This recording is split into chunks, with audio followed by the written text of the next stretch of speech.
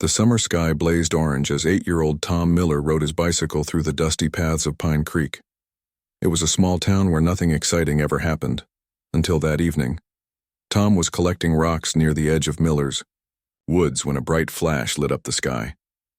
At first he thought it was early fireworks, but the rumbling sound that followed shook the ground beneath his feet. Something large and burning cut through the clouds and crashed deep in the forest with a distant boom. Most children would have run home, but Tom wasn't most children. Curious and brave to a fault, he pushed his bike through the trees toward the glowing light ahead. "Hello?" Tom called out as he approached a long, smoking trench carved into the earth. At its end sat a silver object about the size of a school bus. It wasn't a plane or helicopter. Its smooth oval shape reminded Tom of the diagrams of spaceships he drew during boring math classes. A section of the ship's side had a jagged hole. As Tom crept closer, a small figure stumbled out through the opening, coughing and swaying. Tom froze. Standing before him was a girl. At least, she looked mostly like a girl. She appeared to be about his age, but her skin shimmered with a faint blue glow, like the inside of a seashell. Her eyes were larger than human eyes, deep purple with no whites, and her hair was a flowing silver that seemed to move slightly, even when she stood still. The alien girl spotted Tom and stiffened. They stared at each other for a long moment before Tom did something that would change both their lives forever. He smiled and waved. "Hi," he said simply. "Are you okay?" The girl tilted her head, clearly not understanding his words, but she recognized the friendly gesture. She raised her own hand in a cautious wave. Tom pointed to himself. "Tom," he said clearly. The alien girl touched her chest. "Lyra," she replied, her voice musical and strange.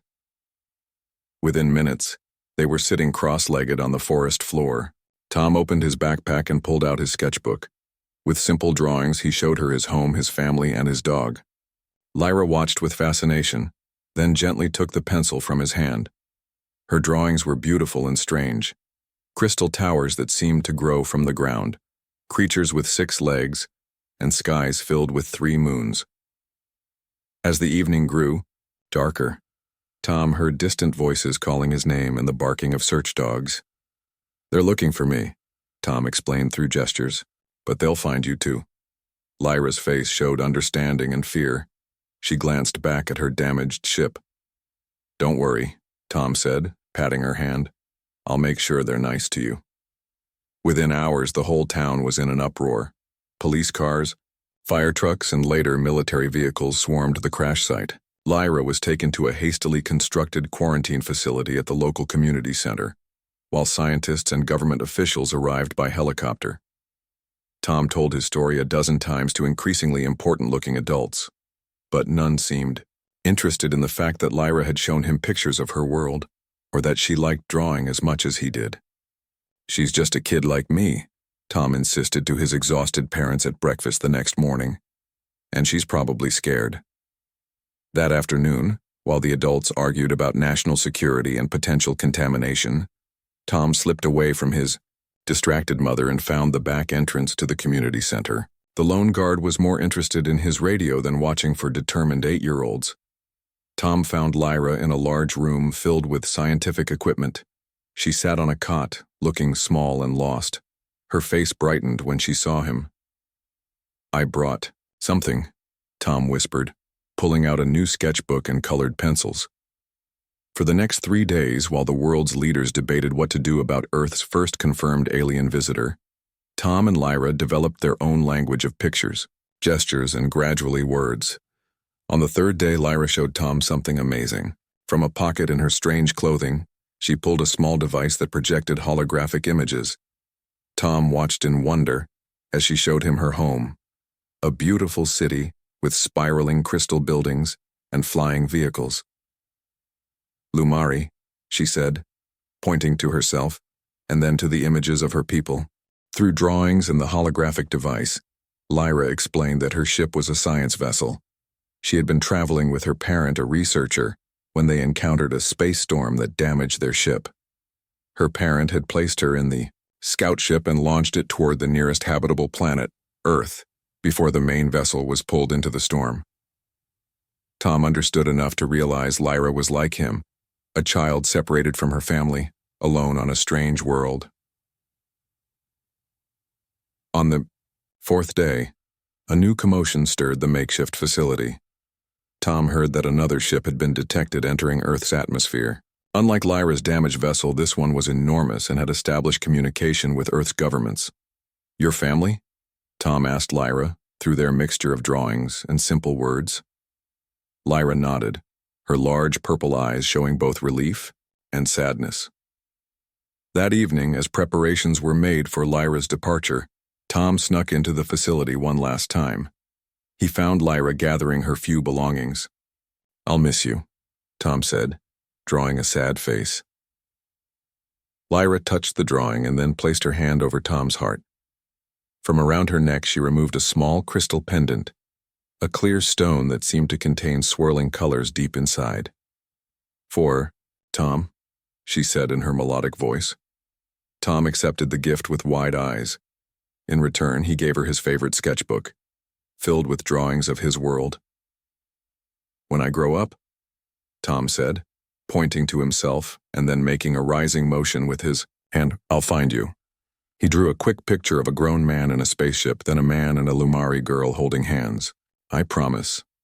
Lyra studied the drawing, then looked at Tom with her large, intelligent eyes. She seemed to understand.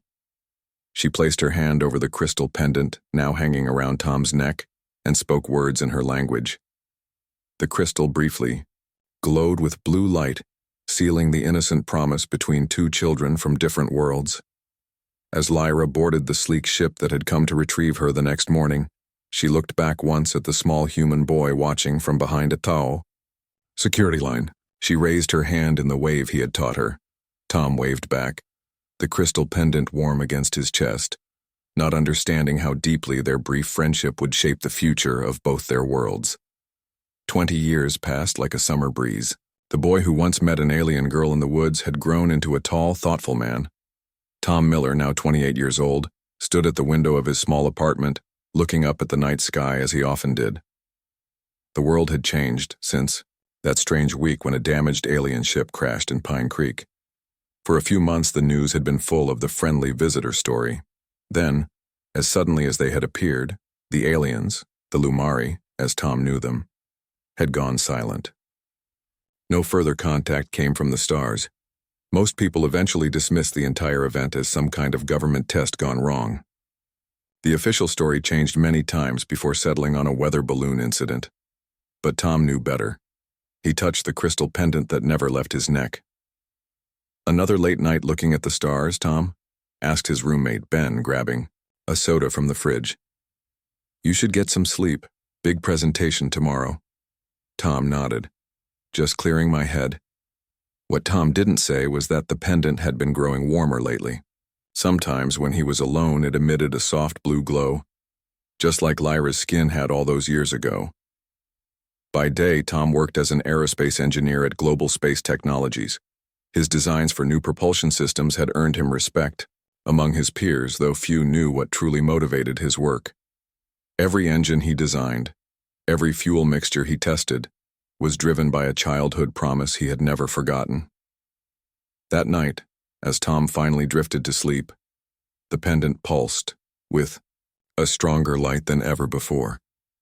In his dreams, he saw unfamiliar star patterns and a distant world with 3 moons.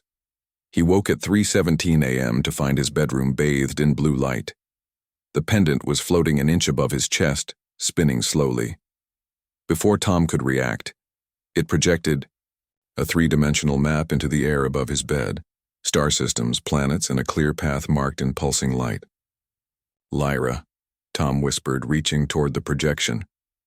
The moment his fingers touched the light, the map collapsed back into the crystal, but not before burning its information into his mind. The next morning, as Tom prepared for his presentation, his phone buzzed with news alerts. The Global Radio Astronomy Network had detected unusual signals from deep space, signals that appeared to be directed specifically at Earth. Tom's hands trembled as he scrolled through the article. The signal's origin point matched exactly with the star system he had seen in the projection. At the research facility, Tom found his colleagues huddled around monitors, discussing the strange signal. "It's structured too precisely to be natural," said Dr. Reeves, the senior astrophysicist. "But we can't decode it. It's not using any communication protocol we recognize." Tom took a deep breath. For 20 years, he had kept his most important memories private, sharing them only with his parents and a childhood therapist who had gently suggested that perhaps Tom had embellished his experience with the crashed ship. "I know what it is," Tom said quietly. Heads turned. Dr. Reeves raised an eyebrow. "What did you say, Miller?" Tom pulled the crystal pendant from beneath his shirt. "I know who's sending the message." 2 hours later, Tom sat in a secure conference room with the company's director and 3 government officials. He had told his story again for the first time in nearly 2 decades. The crystal pendant lay on the table, occasionally pulsing with soft light. "Let me get this straight," said a stern woman who had introduced herself only as Director Carter. "You're claiming that alien child gave you this device, and now it's activated because they're trying to contact Earth again?" "I know how it sounds," Tom replied calmly. "But yes." "And why would they contact you specifically?" asked another official. "A random engineer?" "I wasn't random to her," Tom said. "I was the first human she met, the only one who treated her like a person instead of a specimen." He hesitated. "And I made her a promise." Director Carter leaned forward. "What kind of promise?" Before Tom could answer, Dr. Reeves burst into the room, his face flushed with excitement. "The signal changed. It's showing images now, and you need to see this." On a large screen, they watched as the mysterious transmission resolved into a series of mathematical equations, then simple pictures, and finally, a drawing that made Tom's heart stop. It showed a crude human stick figure and a Lumari figure holding hands, exactly like the drawing Tom had made for Lyra 20 years earlier. "That's impossible," whispered one of the officials. "How did they—" "She kept my sketchbook," Tom said softly. "She's telling me she remembers." Over the next week, Earth's greatest minds worked to respond to the signal. But all their sophisticated technologies and algorithms produced only gibberish when the Lumari tried to receive them. "Our methods aren't compatible with their systems," Dr. Reeves explained in another tense meeting. "We need a translator, something that understands both technologies." All eyes turned to Tom's pendant. Late that night, alone in a specialized lab, Tom held the crystal in his palm. "I need to answer her," he whispered to it. "Please help me." As if responding to his words, the crystal floated from his hand and attached itself to the communication array. Screens filled with new data as the pendant began translating Earth's digital language into something the Lumari could understand. The message they received in return shocked everyone. Earth was invited to send representatives to a set of coordinates at the edge of the solar system. The Lumari were coming, not with a small scout ship this time, but with an ambassador vessel, and they specifically requested the presence of the human called Tom. "This is unprecedented," Director Carter said, pacing the room. "We don't have a ship capable of reaching those coordinates in less than 5 years." Tom smiled for the first time in days. "Actually, we do." He pulled out his tablet and showed them designs he had been refining for years, a propulsion system inspired by glimpses of Lumari technology he had seen in Lyra's holographic images as a child. "I've been working on this my whole career," Tom explained. "The theoretical principles are sound, but we never had a reason to build it. Until now." 3 months later, as the world prepared for official first contact with an alien civilization, Tom stood before the experimental vessel that might just fulfill a childhood promise. The ship, officially named Emissary, but nicknamed Lyra's Call by the crew, incorporated Tom's revolutionary drive system. As the final preparations were made, Tom felt the crystal pendant grow warm again.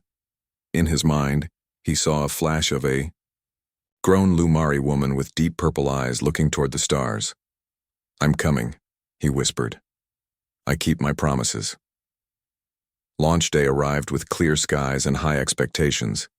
The emissary stood tall on the launch pad, its sleek design unlike any spacecraft Earth had built before. A small crowd of scientists, military personnel, and government officials gathered to witness humanity's first intentional journey to meet an alien civilization. Tom adjusted the straps of his flight suit, the crystal pendant secure against his chest. He had barely slept the night before, his mind racing with both excitement and fear. "Nervous?" asked Dr. Alice Webb, walking up beside him. The xenobiologist was in her 40s with kind eyes and a sharp mind. She had been selected for the mission because of her groundbreaking theories about non-Earth biology. "Wouldn't you be?" Tom replied with a small smile. "I'm terrified," she admitted cheerfully, "but also thrilled. We're making history today." The crew was small, just 4 people chosen for their skills and adaptability.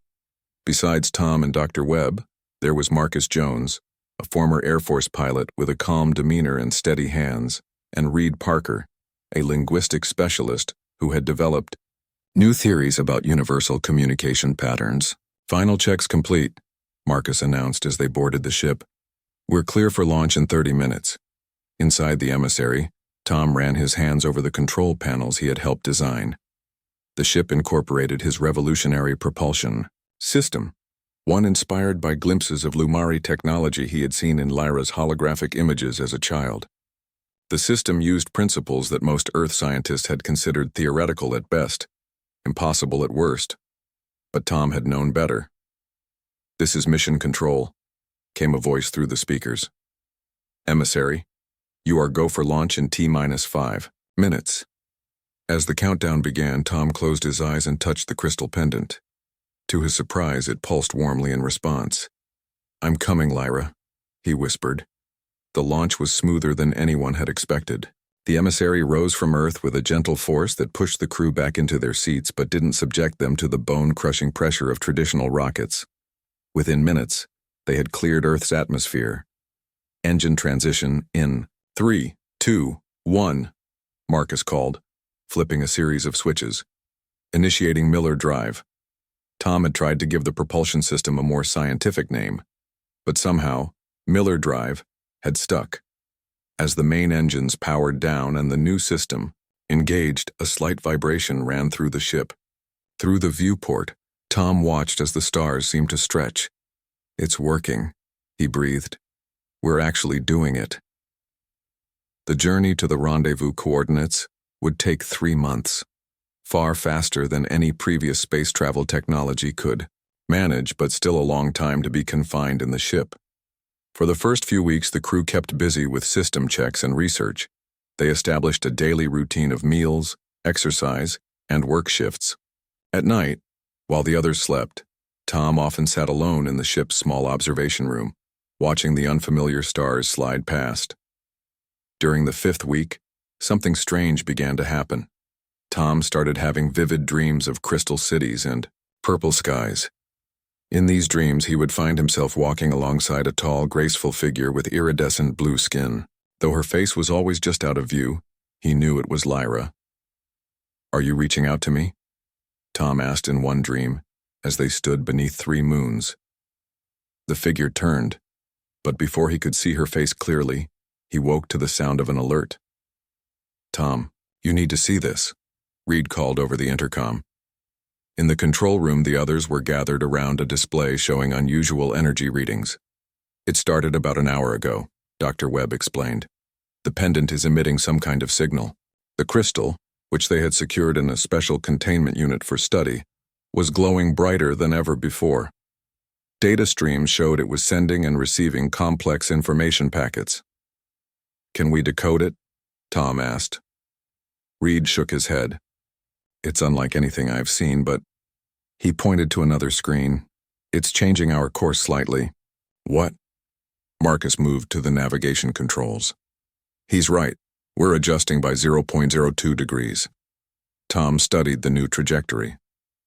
"Let it happen," he said finally. "I think Lyra is guiding us." The others exchanged worried glances, but no one objected. They had come too far to turn back now. As they passed the halfway point of their journey, the crew entered their planned stasis period. Special pods would keep them in a sleep-like state for 3 weeks, preserving supplies and reducing the psychological strain of deep space travel. For Tom, those 3 weeks were filled with continuous dreams. Lyra, or his mind's image of her, showed him glimpses of what awaited. Not a planet as they had expected, but an enormous space station positioned at the edge of a distant star system. "It's a meeting place," she explained in the dream, "where worlds come together." When the crew awoke from stasis, they were stunned to discover they had traveled farther than their calculations had predicted. The ship's log showed that the Miller drive had periodically increased in efficiency, sometimes operating at 120% of its designed capacity. "That should be impossible," Marcus said, reviewing the data. Tom touched the pendant, which had been returned to him after the strange signal incident. "I think we had help." 2 weeks later, they received their first direct communication from the Lumari. It came as a series of mathematical sequences followed by simple images, the same first contact approach Earth had used, but vastly more advanced. Reed worked tirelessly to interpret the message, with Tom providing insights based on his childhood interactions with Lyra. "They're welcoming us," Reed said finally, "and providing docking instructions." As they approached the coordinates, the vastness of space seemed to warp before them. Where empty darkness had been, a massive structure now appeared, a station shaped like a wheel with spokes extending from a central hub, large enough to house a small city. "How did we not see that until now?" Dr. Webb gasped. "Some kind of cloaking technology," Marcus suggested, his hands steady on the controls despite his obvious awe. The emissary followed the provided path toward a docking bay that opened like a flower to receive them. As they drew closer, Tom could see other ships of various designs, proof that the Lumari were not the only alien species they would encounter. "Final approach," Marcus announced. "Docking in 3 minutes." Tom stood behind the pilot's chair, his heart pounding. After 20 years, a childhood promise, and a journey across the stars, he was about to see if Lyra remembered the little boy who had befriended her in the woods. As the ship settled into its berth with a gentle shudder, the external cameras showed a delegation waiting to receive them. Among the various beings stood a group of tall, graceful figures with iridescent blue skin. The Lumari had come to welcome Earth to the stars. But as Tom peered at the screen, searching the faces of the welcoming party, one thing became clear. Lyra herself was not among them. "Welcome to Nexus Station," came a translated message over the ship's comm system. "Representatives of Earth, prepare to disembark." Tom took a deep breath. "Well," he said to his crewmates, "let's not keep them waiting." The journey across space was complete. But Tom's true journey, finding Lyra and fulfilling his promise, was only beginning. The airlock doors opened with a soft hiss. Tom and his 3 crewmates stepped onto the polished floor of Nexus Station, becoming the first humans to set foot on an alien structure. The welcoming area was a vast chamber with a high domed ceiling that displayed what looked like a real-time map of nearby star systems. The air smelled slightly sweet, like cinnamon, mixed with something unfamiliar. 5 Lumari stood in a perfect line facing them. They were taller than humans, with the same iridescent blue skin Tom remembered from his childhood encounter. But their faces had more varied features than Lyra's had. Each wore flowing garments that seemed to shift colors with their movements. The one in the center stepped forward. "Welcome to Nexus Station, humans of Earth." The words came from a small device at the Lumari's throat, translating in nearly perfect English. "I am Elder Torin, head of First Contact Relations." Tom fought the urge to ask about Lyra immediately. Instead, he followed the diplomatic greeting they had practiced. "Thank you for your welcome. We are honored to represent Earth in this historic meeting." After formal introductions, the Earth crew was escorted through wide corridors where beings of at least a dozen different species moved about their business. Some resembled insects, others had features like Earth's aquatic creatures, and a few were so strange that Tom's mind struggled to process their forms. The Confederation includes 27 spacefaring species, Elder Torin explained as they walked. Each maintains quarters and diplomatic offices here at Nexus. This will be your home during the evaluation period. Evaluation period? Dr. Webb asked carefully. Yes. All potential member worlds must be evaluated for compatibility with Confederation, values, and technological readiness. Torin's large purple eyes blinked slowly. It is a great honor for your world to be considered. Many are not. They were shown to a suite of rooms designed to approximate Earth conditions. The furniture was slightly odd. Beds too long, chairs too wide, but otherwise comfortable. Rest now, Torin said. Tomorrow the formal discussions begin. After the Lumari left, the four humans gathered in what seemed to be a common area. Did you notice they never mentioned Lyra? Reed said quietly. Even though they must know that's why we're here, Tom nodded, touching the crystal pendant. Something's not right. The pendant's been warm since we arrived, but it's not glowing anymore. Maybe she's not here, Marcus suggested. This is a big station. Or maybe, Dr. Webb said gently. 20 years is a long time, even for aliens. People change, priorities change. Tom tried to sleep that night, but strange dreams kept him tossing and turning. He saw flashes of Lyra's face, not as the child he had known, but as an adult Lumari with knowing eyes. In the morning, they were escorted to a large circular chamber where representatives from various species sat in tiered seats. It reminded Tom of the United Nations, but with beings straight out of science fiction films. A panel of 5 Lumari sat at the head of the chamber. For hours, they asked questions about Earth, its governments, technologies, conflicts, and values. Tom and his crewmates answered as honestly as they could, occasionally consulting with Earth via a special communication link. 3 days passed in this manner. Each night, Tom felt increasingly frustrated. No one would answer his questions about Lyra, always redirecting the conversation to diplomatic matters. On the 4th day, as they entered the chamber, Tom noticed a stir among the Lumari panel. A new figure had joined them, a female Lumari, in elaborate silver robes with intricate patterns that seemed to flow like water. Tom's heart stopped. Even before she turned fully toward him, he knew. Her eyes were the same deep purple he remembered, though now set in an adult face with more defined features. Her silver hair was longer, arranged in complex braids with small crystal ornaments that caught the light. But that slight tilt of her head as she studied him, that was exactly the same. Lyra, he whispered. Across the chamber, her eyes widened slightly. The pendant against Tom's chest suddenly grew warm, pulsing with blue light that was visible even through his shirt. Elder Torin looked alarmed. Ambassador Lyra, perhaps you should recuse yourself from today's— No. Her voice was musical, just as Tom remembered, though deeper with maturity. I believe formal protocol has delayed this reunion long enough. She stood and addressed the chamber. I request a short recess. The other Lumari exchanged glances but nodded in agreement. Minutes later, Tom found himself in a small meeting room, standing face to face with Lyra for the first time in 20 years. For a moment, neither spoke. You came, she said finally. You actually came, Tom smiled. I promised I would. Lyra stepped closer, her eyes fixed on the crystal pendant. You kept it all this time.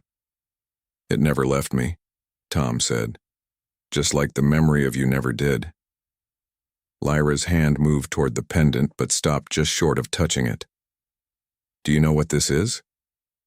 Tom shook his head. It's a soul bond crystal, she explained. Among my people, they're given only to those with whom we share the deepest connections, family members, life partners. She looked up at him. I was a child. I didn't fully understand what I was giving you. Yet somehow, I think I knew. What does it do? Tom asked. It's been showing me things, maps, dreams of this place. It creates a connection between minds across any distance, Lyra said. It's partly why I fought so hard to establish contact with Earth again. I could sense you through it, growing, changing, but always remembering. Her expression grew serious. But there's something you need to understand, Tom. When you made that promise to me as a child, when you drew that picture of us together, in my culture that is considered a formal declaration of intent. A binding agreement between our families, our worlds. Tom stared at her. You mean when I said I'd marry you someday? Yes. The Confederation Council learned of this bond from my reports. Some see it as a diplomatic opportunity, the first formal alliance between humans and Lumari. Others see it as proof that humans are too impulsive, making promises they don't understand. Tom sat down slowly, as the weight of the situation became clear. So my childhood promise has turned into some kind of interstellar diplomatic incident? Lyra's mouth curved into a smile. I've spent years advocating for Earth's inclusion in the Confederation. My experience with you showed me that humans, despite their technological limitations, possess remarkable compassion and adaptability. Her expression softened. But I never told them to bring you here specifically. That was the Council's decision. Then why wasn't I allowed to see you until now? Tom asked. Politics, Lyra said simply. There are factions among the Lumari, just as on Earth. The conservatives wanted to evaluate your world without the complication of our personal connection. She looked down. I had to respect their process, even though it meant waiting to see you. The door slid open, and Elder Torin entered with Dr. Webb. I apologize for the interruption, Torin said stiffly, but we have received an urgent communication. The Vex delegation has raised formal objections to Earth's consideration for membership. On what grounds? Lyra asked sharply. They claim that the human-Lumari bond is a fabrication, that humans cannot possibly understand or honor our customs. Torin's eyes shifted to Tom. They demand proof.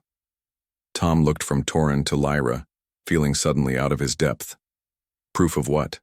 Lyra's expression was serious as she turned to him. Proof that your promise was sincere, that humans understand the significance of bonds between worlds. She hesitated. They want to see if our connection is real or merely diplomatic convenience. And how exactly am I supposed to prove that? Tom asked. The soul bond crystal can show the truth, Lyra said quietly. But it would mean sharing your thoughts, your memories, everything that has brought you across the stars to find me. Tom swallowed hard, looking at the crystal pendant that had guided him across the void. What had begun as a child's innocent promise had somehow become the key to humanity's place among the stars. If that's what it takes, he said finally, then let's show them exactly why I came back for you. The Grand Chamber of the Confederation Council was filled to capacity. Representatives from all 27 member species had gathered to witness the unprecedented event, a soul bond verification between a human and a Lumari. At the center of the circular room stood a raised platform bathed in soft blue light. Tom adjusted the formal Earth attire he had been given, a midnight blue uniform with silver trim designed to complement Lumari diplomatic dress. His crewmates sat in a special section nearby, their faces showing a mixture of concern and pride. Remember, Dr. Webb had told him before the ceremony, whatever happens in there, you've already made history. First contact, first human-alien friendship, first interstellar journey. That's more than enough for one lifetime. But Tom knew this was about more than making history. This was about keeping a promise made by an 8-year-old boy who had seen past strangeness to find friendship. A soft chime rang through the chamber, and all conversation ceased. From the opposite entrance, Lyra appeared, wearing flowing robes of iridescent fabric that seemed to capture and reflect the light around her. Her silver hair was adorned with small crystals similar to the pendant Tom wore. As she approached the platform, Tom noticed subtle details he had missed before. The slight patterns in her blue skin, the grace of her movements, the confidence in her eyes that hadn't been there in the scared child he once knew. Today we witness a verification of bond, announced Elder Torin, standing at the edge of the platform, between Ambassador Lyra of the Lumari and Thomas Miller of Earth. From the gathered delegates came a voice, harsh and clicking. A tall, insect-like being rose from its seat. The Vex Collective questions the validity of this proceeding, it said through a translator.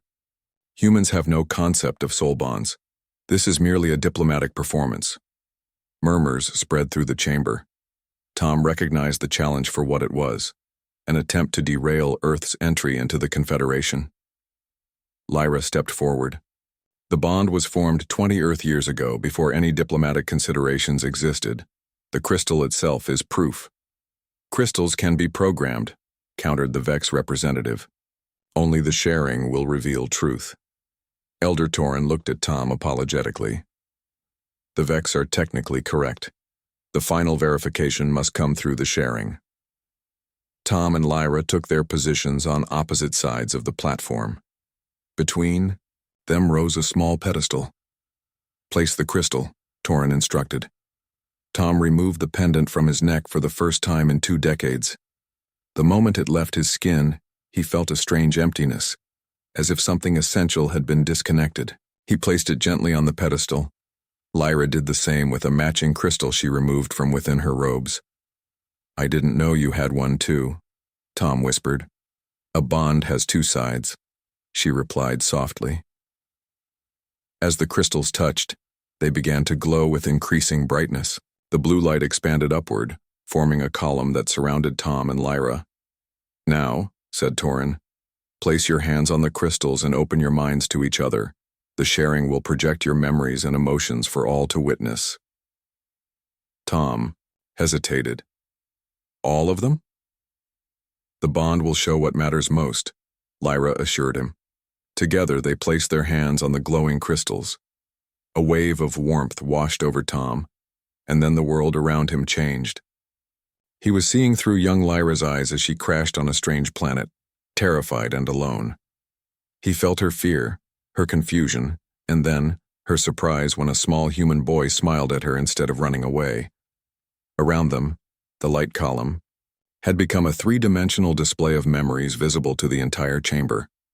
The delegates watched in silence as the childhood friendship unfolded from both perspectives simultaneously.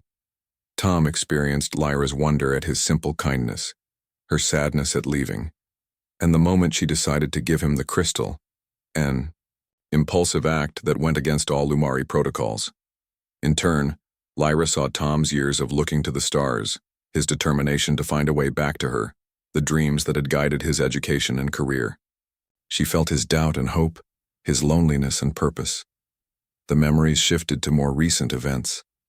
Lyra's years of arguing for renewed contact with Earth, facing opposition from conservative Lumari who feared human unpredictability. Tom's shock when the pendant activated, his leap of faith in building the emissary, the journey across the void guided by a promise made in childhood. As the sharing reached the present moment, the light column pulsed once more, before slowly fading. Tom found himself still standing on the platform, tears streaming down his face. Across from him, Lyra's large purple eyes glistened with moisture, Lumari tears silver and shimmering. The chamber was completely silent. Finally, Elder Torin spoke. "The sharing has confirmed the authenticity of the bond. It is genuine, formed in innocence and strengthened by choice." He turned to the Vex representative. "Does this satisfy your objection?" The insect-like being made a complex gesture with its limbs. The Vex Collective withdraws its challenge. The bond is unexpected but real. A wave of sound swept through the chamber as delegates turned to one another, discussing what they had witnessed. Many looked at Tom with new interest, as if seeing humans in a different light for the first time. Lyra stepped forward and took Tom's hands in hers. "Thank you," she said simply. "For what?" "Coming back?" Tom asked.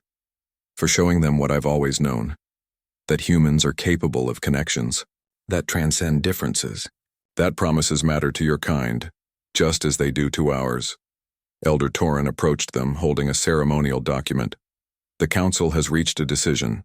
Earth will be granted provisional membership in the Confederation, with a 5-year transition period." He looked directly at Tom. "And we propose establishing the first permanent human embassy here on Nexus Station, with Ambassador Lyra and Thomas Miller as joint envoys." Tom looked at Lyra in surprise.